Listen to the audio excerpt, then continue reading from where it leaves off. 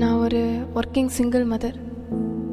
இந்த வார்த்தையில் எவ்வளோ வழிகள் இருக்குன்னு உங்களால் கற்பனை பண்ண முடிஞ்சால் பண்ணிக்கோங்க. இது எல்லாத்துக்கும் அப்புறம் என் 12 வயசு பையனை பார்த்துக்கிற அளவுக்கு எனக்கு ஒரு நல்ல வேலை. ஒரு நாள் சாயங்காலம் ஒரு 6 மணி இருக்கும்.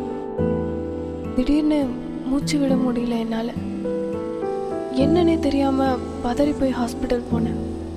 இப்போது டாக்டர் எனக்கு கேன்சருக்கு டெஸ்ட் பண்ணணும்னு சொன்னதை கேட்டதும் கைக்காலெல்லாம் நடுங்கிடுச்சு. நெக்ஸ்ட் டே ஈவினிங் டெஸ்ட் ரிசல்ட்டும் வந்துச்சு. அதில் எனக்கு ஸ்டேஜ் 4 பிரஸ்ட் கேன்சர் இருக்கிறதா சொன்னாங்க. என்னோடய மார்பை வெட்டி எடுக்கணும்னு சொன்னாங்க. பயங்கரமாக வலிக்கிற அத்தனை கீமோ செஷன்ஸ், ரேடியேஷன் சைடு எஃபெக்ட்ஸில் என் தோலெல்லாம் உறிஞ்சது. கம்யூனிட்டி குரூப்பில் இருந்த ஒரு 22 வயசு பொண்ணு இதே பிரஸ்ட் கேன்சர் வந்து இறந்து போகிறதையும் என்னால் பார்க்க முடிஞ்சது. இத்தனையும் போராடி எப்படி வந்தேன்னு நீங்கள் கேட்குறது எனக்கு புரியுது. தன்னோட பையனுக்கு நல்ல ஒரு வாழ்க்கை கொடுக்கறதுக்காக ஒரு தாய் போகிற எல்லைன்னு ஒன்று கிடையாதுல்ல.